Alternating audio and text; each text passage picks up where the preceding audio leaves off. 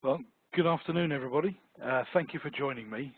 My name is Spencer Allingham, and I'm the Technical Director here at Conclusive Technologies EMEA.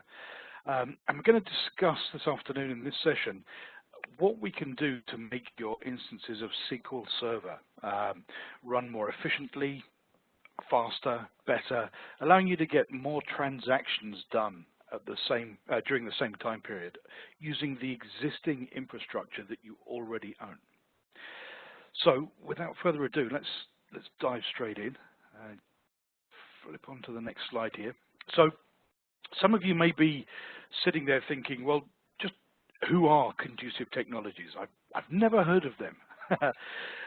You may know us from a previous product that we did very well with for a long time called Diskkeeper.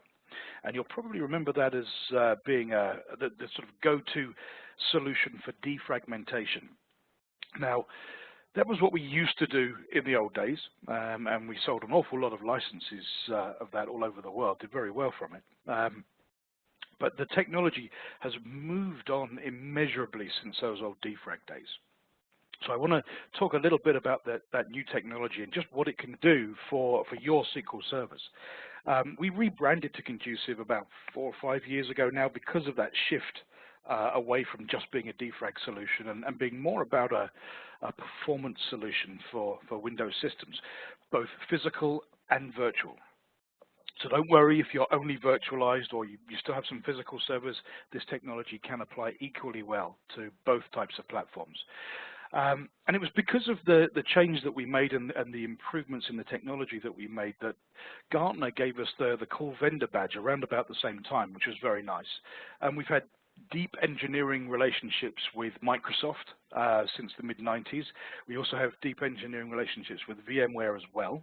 And just recently, I just wanted to point this out, just down here on the bottom right, I think it was 2, maybe 3 weeks ago, we were awarded the IO reliability certification from Microsoft themselves for running our v-locity technology on SQL Server 2016.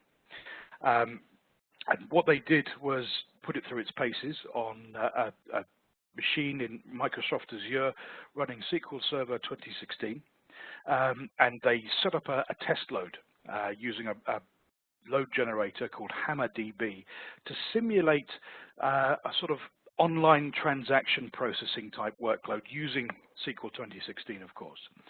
And interestingly enough, aside from being able to jump through all of the hoops necessary to get the certification, we also were able to show that by having v-locity on that same infrastructure, we were able to get an additional 28% more SQL transactions done in the same amount of time during that day's worth of testing. And that, in real terms, related to 28% more orders that could be processed by this online transaction processing system, which is very, very cool. I've got write-ups on that if anybody wants some bedtime reading. What I'll do is, oh, someone's saying I'm muted. No, you should be able to hear me okay. Just because somebody said that I'm muted, can somebody just put a little message in the chat box just to confirm that you can hear me?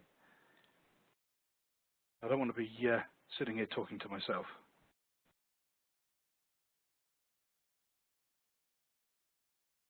Ah, okay. All right. It's okay now. Good.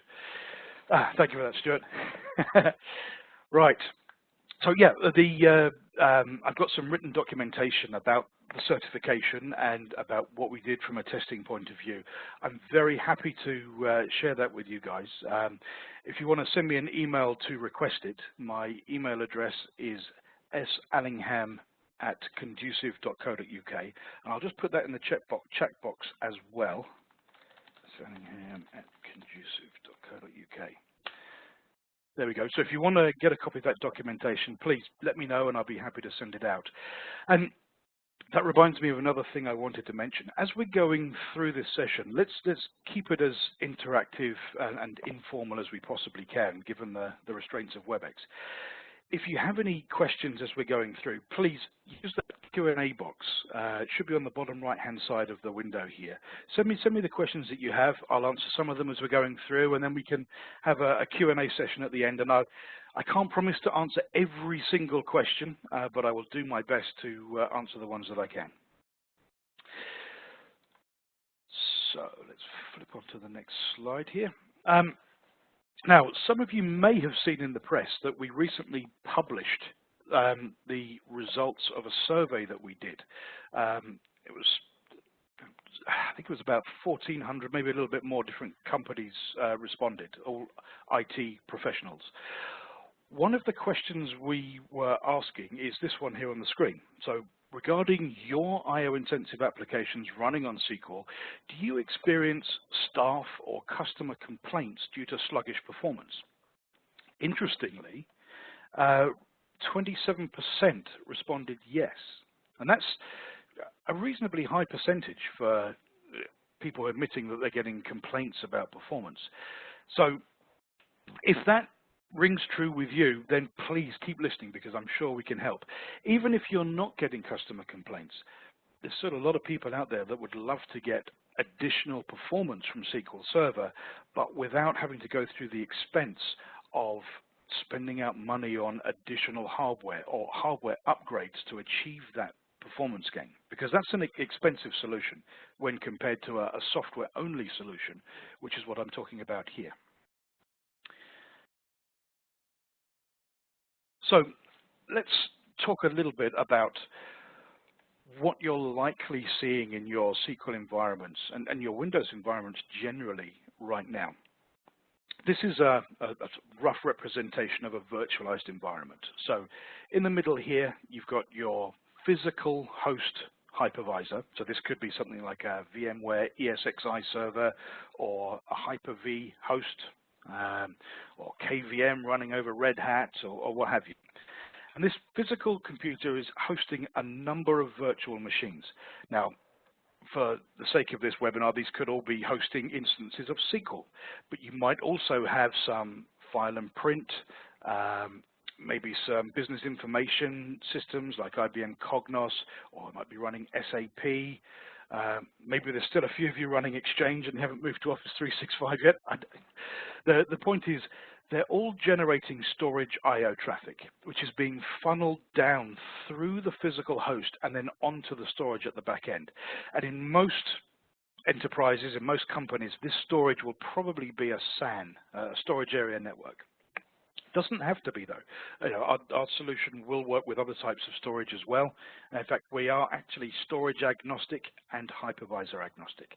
And we would install into these guest Windows VMs or just into the Windows operating system on a physical SQL server. So this is what it looks like when everything's working well. You have the least number of storage I/O packets carrying the most amount of data, a good payload of data per I/O. And when that data arrives down here at the storage controller, it's arriving in nice large chunks at a time. And it gives the storage controller down here the opportunity to create large, contiguous, unbroken stripes across its media using the least number of storage level operations.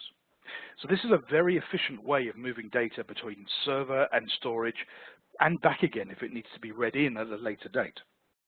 Now, when you're running Windows in these virtual machines, hosting your SQL instances, this type of scenario is not typically what you're actually going to get.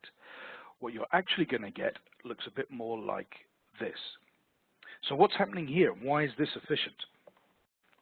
What happens is, as the NTFS file systems attached to these virtual machines mature over time, as you are extending your SQL database files, as your users are creating new files, deleting files, moving files around, what will naturally happen is that the free space on these NTFS volumes will become more and more split up into smaller and smaller free space extents. Now, you can help to mitigate this, and a lot of people do when running SQL, by formatting a volume hosting a SQL database using a 64K cluster size. But not everybody does that. They should, because SQL database files tend to be very large. That would be considered best practice, but not everybody does. I have seen instances where people have left the default 4K cluster size. But even if you're using a 64K cluster size, this situation will occur to some degree or another. So what's happening here? The Windows write driver is being given a right to perform. It then goes to something called the Windows free space cache, which is a big list in the Windows OS of where all of the free spaces are on that volume. The write driver goes to the free space cache and says, hey, free space cache, I've got this right to perform. Where's my first available free space extent? It gets given that address and it starts writing the data and then finds, I don't actually have enough room to write all of this data. So I'm going to split the I/O, send the data I've already written on down to the storage, then go back to the Windows free space cache, find my next available free space extent, and I'll continue writing there. And it'll find again, I still don't have enough room, so I'm going to split the I/O again, go back to the Windows free space cache again, and repeat and repeat and repeat until it has been able to complete that write. Now, this is a very inefficient way of moving data between server and storage. What's happening here is that same amount of data is being fractured and split up into these small and much more numerous I/O packets. In real terms, an average gigabyte of storage I/O traffic that maybe should take 2,000 or 3,000 I/Os to complete is now taking 30,000 or 40,000 I/Os to complete. It's a bit like saying, okay, on this side of the room, I have a liter of water, which is my data. And I need to move it to this side of the room, which is where the storage is. It's much more efficient to make one trip with a liter-sized jug than it is to take that same amount of water and pour it into lots of tiny shot glasses, and then take the first shot glass across the room, and then come back and take the next shot glass across the room, and then come back and take the next shot glass across the room. You see how these small shot glass sized I/Os make this whole environment work so much harder than it actually needs to process the same amount of data. And what it means is you're just not getting all of the compute that you've paid for. You're wasting a good percentage of it for this excess unnecessary storage I/O traffic, all these unnecessary packets that frankly don't need to happen. So this we call the Windows I/O tax, as in a tax on performance because you're using Windows. Okay, it definitely does affect SQL, and it affects other types of applications as well that could well be sharing the same storage. So let's say these two machines are running SQL. This is a SharePoint server, and this is a busy file server. All of this excess unnecessary traffic is hitting this shared SAN underneath. And you're going to get situations like chatty neighbor issues where traffic from this SQL server is having to queue up and wait for traffic from the file server, for example. So this is a tax on the performance, this Windows I/O tax from the split I/Os that are going on. In a virtualized environment, what happens is you have these small fractured packets going down, being funneled down through the hypervisor, and the hypervisor acts like a blender, and it mixes these disparate I/O streams around, so that what then comes out between the hypervisor and the storage at the back end is now a chaotic mess of small, fractured, and now very randomized I/O streams. And by the time they hit the storage controller down here, they couldn't be less storage friendly to process. You know, the storage controller doesn't understand the relationship between the packets because it's too far abstracted away from this layer at the top. So as far as it's concerned down here, it's only receiving very small chunks of data at a time, giving it the opportunity to only create very small stripes across its media. And that means a lot more storage level operations are required to process that same amount of data. Okay, so the split I/Os are causing this Windows I/O tax on your performance, and that performance penalty is then getting amplified in a virtualized environment by this randomization caused by the I/O blender effect. So what do we do to mitigate this? flip over to the next slide here. Well, the first thing to mention is that our solution is a software-only approach. We don't typically require any additional hardware to make the solution work. It's just a simple software application, very lightweight.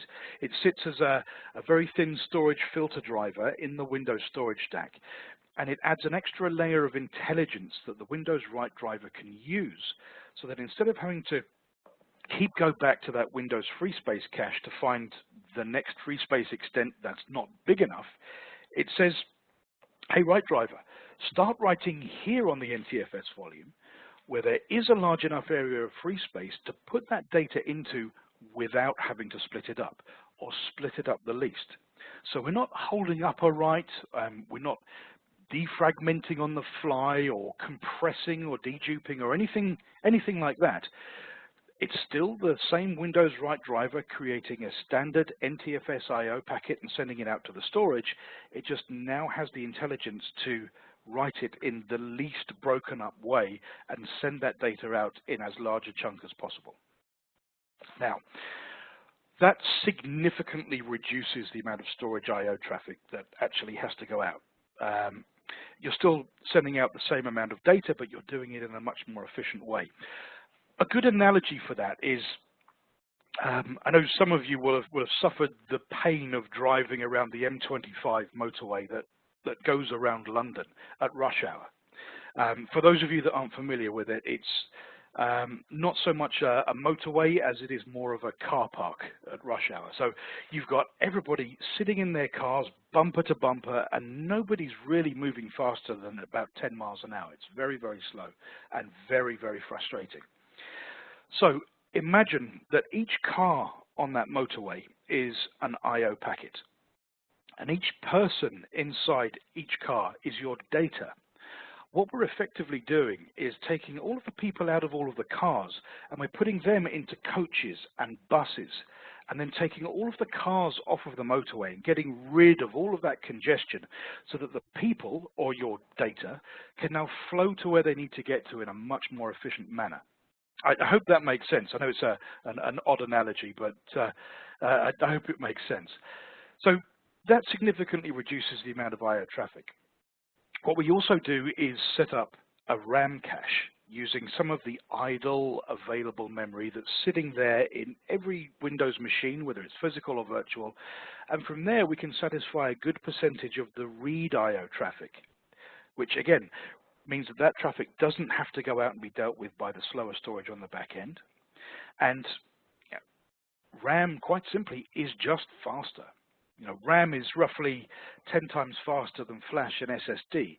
So the more of that read traffic you can satisfy from the available server-side DRAM that you have, that can only help performance of things like SQL. If you're doing repetitive selects, or if you're running a SQL batch job, roughly the same time each day or day of the week or so on, the telemetry within the software is very clever about working out what the hot blocks of data are and getting those into the RAM cache at the right time.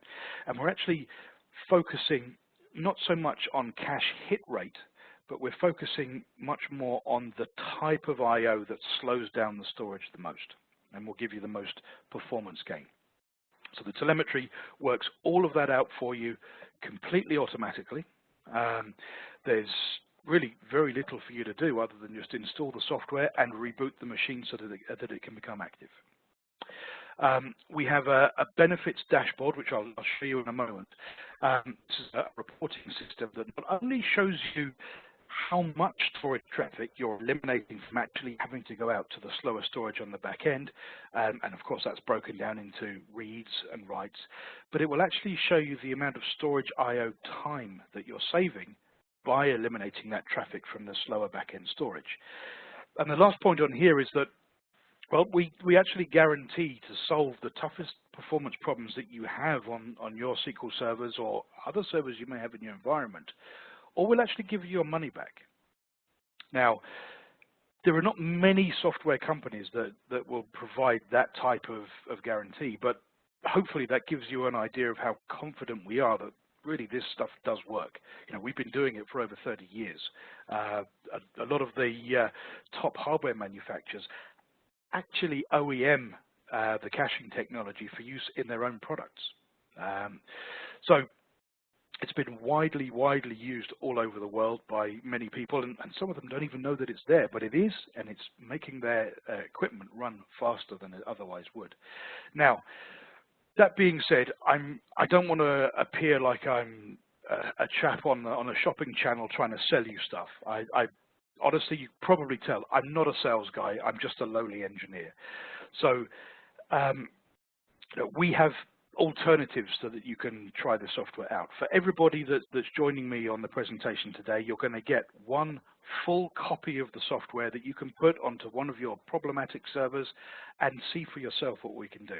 And that's not trialware, that's one full license. We call it an NFR, or not for resale license. So you'll receive that after this session. If you want to do a larger proof of concept, and if the NFR is very good if you want to see what the software can do and have a play with the software and see what type of reporting you're going to get. But where you really get the most bang for your buck is if you could install the software onto all of the machines that are sharing the same physical host, or all of the machines ideally that are sharing the same storage. And for that type of scenario, we have 30-day trialware, which will run fully featured, as I say, for 30 days. And then you can see exactly what type of difference it can make in your environment. If you want to go down the route of having a wide deployment like that, then I would urge you to engage with one of the engineers, perhaps even myself directly. I'm very happy to work with you myself, to help you with our central management console for v-locity. So you would install that onto a machine, and then that makes it very easy to deploy the software to the target servers over the network. And then you've got a central point of command and control for things like reporting, controlling licenses, monitoring, that sort of thing. So very happy to help you with that. So we've spoken a little bit already about what we do for the write IO reduction. Remember, it's this very thin storage filter driver giving the Windows write driver the extra layer of intelligence that it needs to avoid these performance-losing split IO situations that add overhead to the process, so that you get the data being sent out in hopefully one large unbroken packet, or as many unbroken packets as possible. So you get fewer IOs, but each one carrying a larger payload of data that the storage can then process more efficiently and then report that it's done so back up the stack to the OS. And don't forget, if any questions about any of this tech comes up, feel free to put them into that Q&A box, and I will do my best to answer them as we're going through or at the end. So, oh, actually, one other thing that's worth mentioning about the write IO reduction, I nearly forgot this. Because we're not bypassing Windows in any way, it means that we can still maintain ACID compliancy. And I know that's important to some of the guys that are out there running things like SQL or other relational databases like Oracle or some of the others. So we are fully ACID compliant. And again, I can send through some documentation on that if you wanted a little light bedtime reading. So the RAM caching that I mentioned to reduce the read IO overhead on the back-end storage. Now, we use a telemetry technique, as I mentioned, which works out what the hot blocks of data are. It sort of learns how you use a machine over time. So it'll work out what the main applications are that are running on any given machine. It'll work out what type of files are being accessed, what type of IO streams are being generated, and at what times of the day, the week, the month, the quarter, so that it can become really intelligent about what data needs to be in the cache and when. And more importantly, if the way you use that machine changes over time, the software will automatically adapt to those changes without you having to reconfigure it or do anything with it. The only thing you need to do is make sure there's enough memory there for our cache to work with, because our cache will never, ever compete for RAM with other processes that you have running. including and specifically SQL Server. So some of you probably know that if you don't cap the amount of memory that SQL can take for its own form of caching or buffering, it will typically take as much memory as there is in the machine and leave only a very small amount free. And what it's doing is trying to stuff as much of its database files into that RAM as possible. And it's not always hot data that it's putting in there, so it's not typically using that RAM in the most efficient way. So if you cap the amount of memory that SQL can take for itself and leave at least 4 gigabytes of available physical memory, just sitting there in the machine, that would give our software roughly a 2 gigabyte cache size, and that's typically enough to start eliminating somewhere between 30 and 50% of all of the reads from actually having to go out to that back-end storage, which is a very healthy situation, especially if your database is more read-heavy, as a lot of them can be. We also dynamically size the RAM cache, so it can grow and shrink depending on how much resource is available. If you were to spin up a new process in the machine that required a new working set of pages of memory, we would shrink our cache, hand enough pages back to non-paged pool to make sure that we're not competing even with that new process that's just spun up. So we can throttle forwards and backwards and make sure that we are never competing with anything else running on the machine for things like memory or CPU and so forth. So let's flip on to the next one here. Oh, so this is a good slide. It answers the question, what do some of our typical customers look like? This is a list of just some of the case studies that we have from working with other customers from all over the world. I won't bore you by reading out every single one of these, but I will pick out a few which I think may be interesting. This one down here on the bottom left, Bell Mobility is a telecoms company in Canada, and we reduced the I/O traffic going out to their SAN by 61%. And that gave them SQL queries that were 3 times faster. Now, I'm not saying that everybody's going to get SQL queries that are 3 times faster. You should get queries that are faster, but whether they're more than that or less than that or the same as that, it's impossible to say because everybody's workload is different. But imagine if we could give you SQL queries that could complete 2 times faster or 3 times faster, what would that mean for your organization? And by the way, it's using the hardware infrastructure that you already own, that you've already paid for. You've made that CapEx investment in the hardware already. Now we can give you a way of actually getting the most compute out of it. And that might mean that you can keep that same hardware running for longer and sweat those assets for a longer period of time before you have to do your next tech refresh. There's another one up here, response times for SQL, CRM, and email, 90% faster. ASL Marketing here in the middle, they were doing SQL batch imports fairly regularly, which were taking 27 hours. We put our software in there and that dropped to just 12 hours. Again, no additional hardware required. They just installed the software, rebooted the servers, and enjoyed the benefits. The last ones that I'll pick out here is this one here, Stockport College here in the UK. They were running payroll reports every month, and they used to take an hour and a half to run. They put the software in, now those same reports only take 10 minutes, which is a significant reduction. The common theme here is that each of these people that we wrote a case study with saw at least a doubling in performance using the hardware they already owned. All they did was install the software and reboot, of course.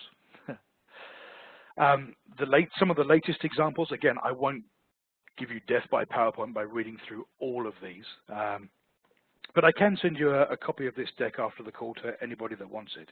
And this is being recorded as well, so you can always review it back and pause it on here if you do want to read all of these. But here's one, Agrium. SQL databases began to slow and were only 3 years into a SAN that they expected to get 5 years from. v-locity took that environment and doubled the performance and meant they didn't have to replace or upgrade their SAN early. Admiral Metals. Users would experience lag under peak load on their in-house application when they were querying metal prices. we doubled the SQL performance there, and all lag under peak load disappeared.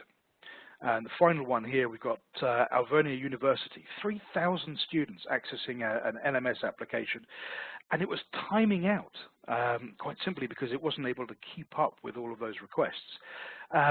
They didn't have the budget for an all-flash array or a tray of SSDs to stick into their SAN, and v-locity was able to double the performance of the SQL database, and all of those timeouts and the errors caused by them stopped. So, some pretty good feedback from customers, but ultimately, I actually don't want you to take my word for this or the word of our marketing department. I would much rather you try it for yourself on your real-world workloads, on your instances of SQL using your hardware environment, and see what you can get. So what do typical results look like? This is an example of one of the dashboard reports in the product. And this is what you would typically see if you allow that 4 gig of available physical memory on the system, which would give us roughly a 2 gig cache size to work with. So in the last 2 weeks in this example, they eliminated over 12 million storage IOs from actually having to go out and hit that SAN storage on the back end. They eliminated half of all of the read IO traffic from having to hit that storage, and about 30% of all of the writes. And this meant that they saved over 5.5 hours of storage IO time in just 2 weeks. Now, this storage IO time is an accumulation. It's the number of IOs eliminated multiplied by the average IO response time at the time those IOs were being generated. Okay, so hopefully that makes sense. What else have we got in here? Okay, next steps, and then I'll see if we've got any questions in the Q&A box. Obviously, you can download and install the NFR copy that you're all going to receive. I would suggest, absolutely, if you're putting it onto SQL, make sure that you've got at least 8 gig of RAM provisioned to the machine, and try and leave at least 4 gig free. If you need to increase the RAM a little bit to get that 4 gig free, then by all means do that. I would recommend it. But make sure you also cap the amount that SQL can take for itself. Otherwise, when you add the memory and you bring the machine back online, SQL will rub its hands together and say, more memory, thank you very much. And we wouldn't be able to use it because we won't compete for the resource. So make sure you cap SQL to leave at least 4 gig of available physical memory for best results. And often when I'm doing reviews, engineering reviews for customers to make sure they're getting the most out of the software, sometimes I'll come across SQL machines and they've already got 4 gig free, but their workload or the storage traffic that they're generating is so high, terabytes in size, and a high percentage of that is read IO traffic, that I'll say to them, look, if you need more performance out of this SQL server, then add some more memory, give us an even larger cache size. We can satisfy a greater percentage of that read traffic from the RAM cache at the speed of RAM rather than the speed of storage, and it'll give you that additional performance gain. But as I say, if you can leave 4 gig free, that's a very good starting point. That will allow you to offload somewhere between 30 and 50% of all of those reads from the storage on the back end. For best results, as I mentioned before, try and get the software, get that 30-day trialware and put it onto as many machines as you can. If I flip back very quickly to this previous slide here. So the more machines that you can put the v-locity software on that are sharing the same host and the same storage, the better the return on the performance is going to be. Let's say, for example, you've got 100 machines in your environment. Not all of them are going to be SQL, of course, but let's say you've got 100 machines. They're all sharing the same SAN at the back end. And you put v-locity onto just the 10 SQL servers. It will absolutely help those SQL servers. It will reduce the amount of traffic that they are producing that has to be dealt with by the storage on the back end, and it will use that RAM caching to basically allow SQL to do more work in the same amount of time, because it's not having to wait so much on the storage before being able to get on with its next operation or transaction. But you've still got 90 machines that are still generating all of this excess unnecessary storage I/O traffic, which the shared storage down here is having to deal with. So it still might be choked up by all this other traffic.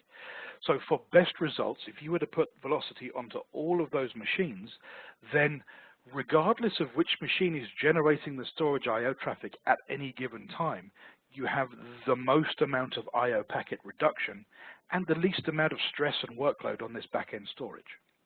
Okay, so I hope that makes sense. Absolutely, you can try it on one machine, but if you want to put it on a wider deployment, let us know, and we'll help you by providing the central management console and some engineering resource to get that up and running and deployed for you, make sure it's configured properly, and we can even check those dashboard reports at the end for you to make sure you're getting the most value from the software and really quantify just how much storage I/O has been eliminated and how much storage I/O time that has saved you. So I better flip back to the page I was on here. Okay, so that's pretty much it for the presentation. I'm just going to have a quick look through and see if it looks like we have a few questions here, so I'll do my best to answer some of these. Right. Okay, so Stuart is saying, how does this differ from virtualized disk controllers with a multi-tier storage substrate? Good question. So if you have effectively software-defined storage and you've got a tiered SAN on the back end where you have your very fast storage in the tier 1, which is typically a tray of flash or SSDs, and then under that you might have some 15K SAS drives, and then under that you might have some slower SATA drives, and then perhaps even under that stuff gets archived off to tape after it's been there unused for a long period of time. You've got these different layers, and the more you move up the layers in the SAN or the tiers in the SAN, the faster and more expensive the storage gets. So let's think of your fast tier 1. You may have some caching at that layer as well in the top of the storage at the back end or at the virtualization layer. We are sitting above that in the storage stack. So think of our caching as your tier 0 caching strategy using server-side DRAM. That's the media that's more expensive per gigabyte than anything else, sitting closer to a processor than any of this other type of storage, and sitting closer to the applications that are running. So it's very complementary with those other tiered storage solutions sitting underneath, because it will have already reduced the amount of workload that they need to do. And when they do receive workload, it's already optimized into these larger chunks at a time, making them more efficient to deal with by those lower storage layers in the whole IT stack. So I hope that answers that, Stuart. If I haven't answered that completely, then put something else in the Q&A box for me. Okay. Nuno is asking, what is the number? I don't really understand that question, Nuno. I'm assuming you're asking about the version number of the software. We're currently up to Velocity version 6.2.128.0. I hope you got that. I'm not repeating that again. No, it's 6.2.128 is the current build. If you're running an older build, I would definitely urge you to get up onto this version. It's one of the best versions we've produced in a while. We've made some tweaks to the RAM caching so that it can be much more reactive with the cache flushing. And in the tests that we've done, it shows that you actually get a little bit of additional performance gain from that RAM caching. If you want to run the software on physical SQL servers, you absolutely can do. But typically, you would use the Diskkeeper brand for physical machines. And Diskkeeper is currently version 16. But the two products are basically the same. They share the same code base. They both have the RAM caching. They both have the ability to avoid these split IOs. The distinction between them is more of a marketing one. If you wanted to talk briefly about licensing. Distkeeper is licensed on a per instance basis, so you would buy a license for a machine. So typically a physical SQL server or a physical Windows server running some other applications. You can run that on virtual machines as well, absolutely, and buy it on a per virtual machine basis. Typically, though, when you're running more than 6 or 7 virtual machines to a physical host, there is a more economic v-locity license, which is a v-locity host license. And what you're doing there is licensing the physical host hypervisor, which then gives you the ability to install the software into as many virtual machines as you want to host on that licensed hypervisor. I think the per instance license or per machine license is, I think it's around about £300, and the host hypervisor license is about £2,300. Forgive me, I'm not. I mentioned before, I'm not a commercial guy. I'm not a sales guy. I'm just a lowly engineer. But those are the rough worst case prices. We do have volume license discounts. So if you wanted to buy a whole bunch of licenses, we could make the unit cost cheaper for you. We have educational and government discounts as well. So definitely worth reaching out to us if you wanted to make a purchase, because we can then put together the right package for you so that you're not overpaying for, and not taking advantage of those discounts. Right, let's see, what other questions have we got here? Stuart says, does this cache use AI techniques?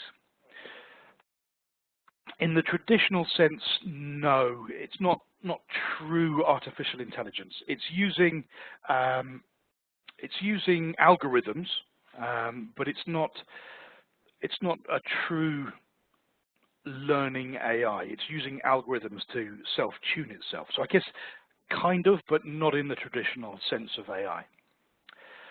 So Nuno asks, can you send me the presentation? Yes, absolutely. I think everybody's going to be getting this anyway, but just send me an email, Nuno, and remind me, and I'll respond back with a copy of this exact PowerPoint deck for you. So, oh goodness. Okay, I'm going to try and pronounce this name, and I apologize because I know I'm going to get it wrong, but Gopalakrishnan asks, I'm a big fan of Conclusive products. Thanks for the webinar. Hopefully I would test and recommend others to use the same. Brilliant. That's exactly what I wanted to hear. Please do test it and try it. David Williams is asking, are there any risks to data being transacted via v-locity? Great question. The short answer is no. And of course, you'd expect me to say that because I work for the company, but that is also the truth. Remember, we are not caching writes. We're not satisfying writes using the RAM cache. We are only satisfying reads.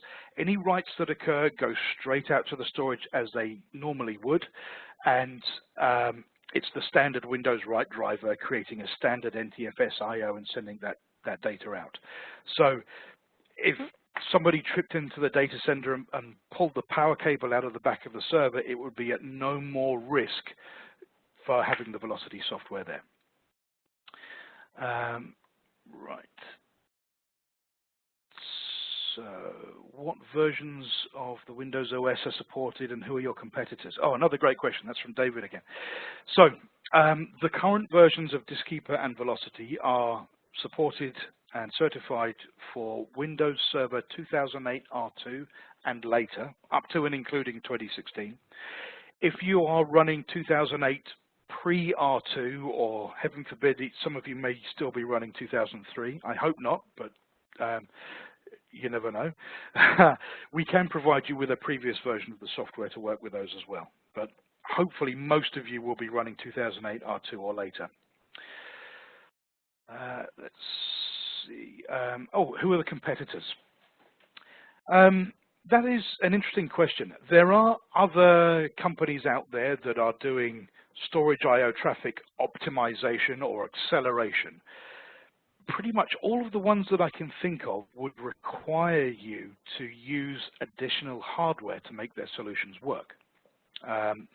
So whether it's installing a PCIe flash card or an SSD and dedicating that for some cache space, as far as I'm aware, we are the only software application solution that is out there. So are they true competitors?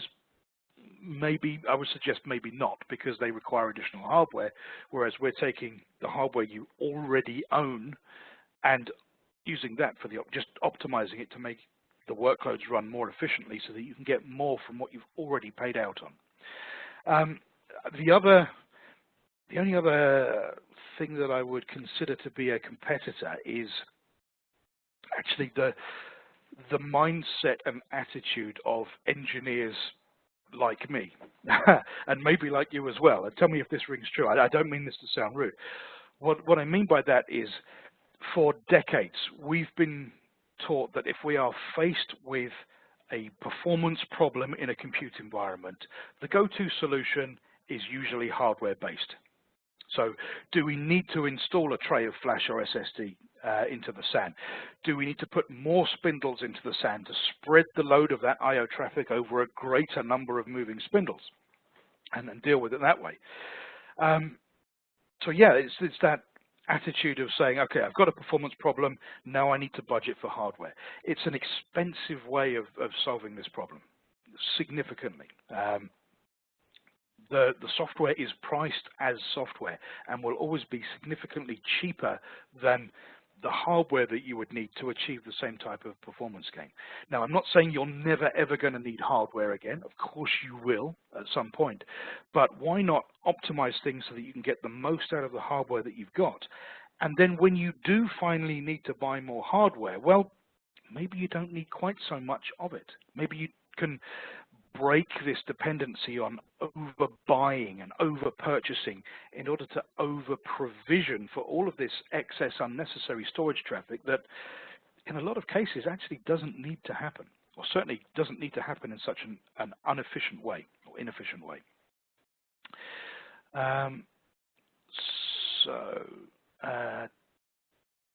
Okay, good. Let's see, we've got even more questions coming in. Let's see if we can go through some of these. And I appreciate you guys hanging on with me. I'll do my best to rattle through all these questions. Okay, so Keith Mills is saying, thanks, sounds great. We use a Dell Compellent SAN with SSD.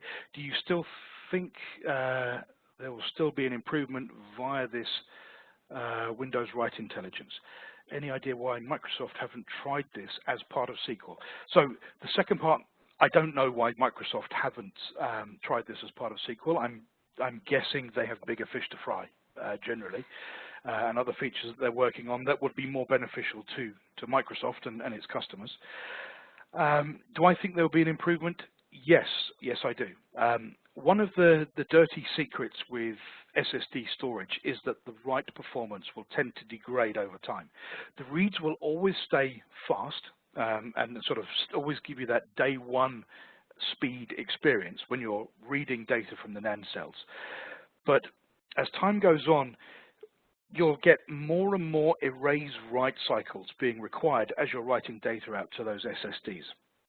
And the more of those that you have to do, the more it'll slow down the write process as it's performing those erase write cycles. It's not like old spinning disk or spinning tin technology where if you had a block of, let's say 40K in size, and you'd put 20K of data into it already, with a hard drive, you could just put the data next to it and fill up that 40K block. You can't do that with SSDs.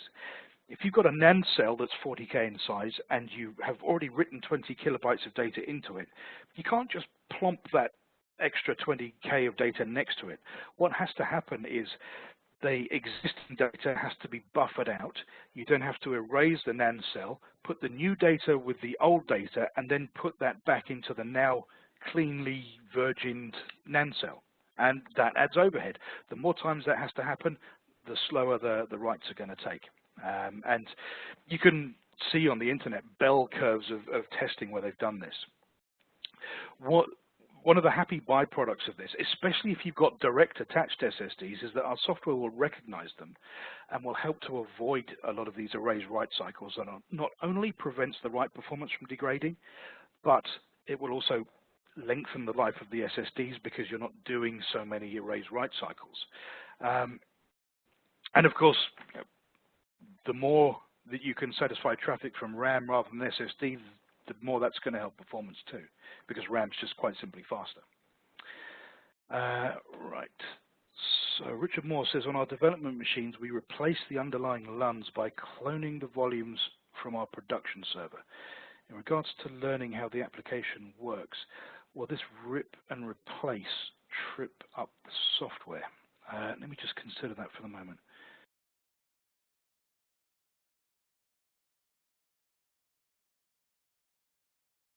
No, it shouldn't do. If it doesn't trip up Windows, it won't trip up the software. Remember, we're not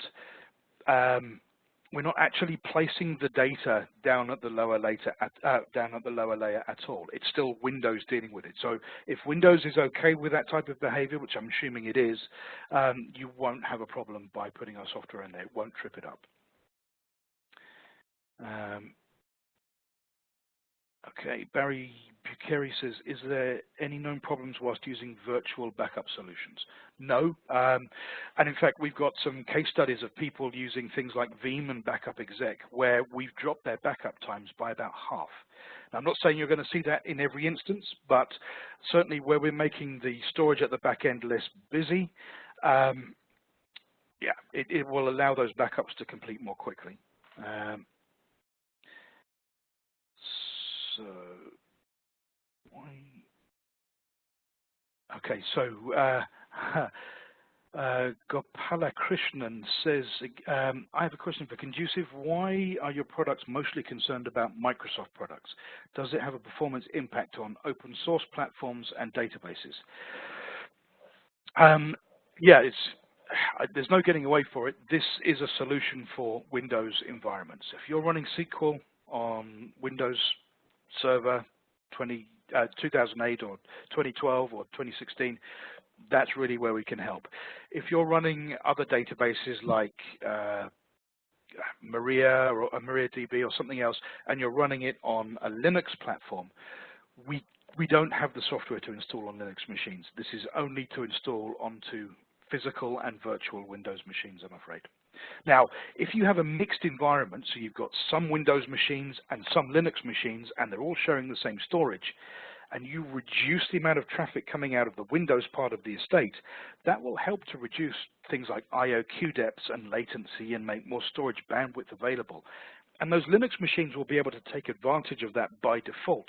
But as things stand at the moment, we don't have the technology to put directly onto Linux machines right now, although there is something on the roadmap, but I don't know when that's going to be public facing, I'm afraid. Right, Ricardo says, if you have a SAN with Windows and Linux machines, does the optimization result? So yeah, I've kind of just explained that. Yes, we can optimize from the Windows side, which will benefit both Windows and the Linux parts of the estate.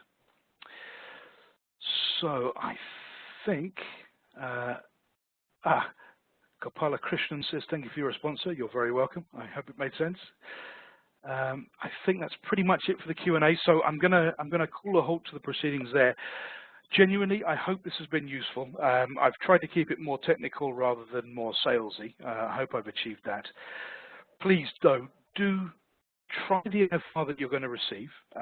If you want to do that wider deployment and get hold of the 30-day trialware, reach out to us and we'll help you get it set up. It will take no more than about 20-30 minutes to get set up and deployed, and we'll help you interpret the results as well if you want to.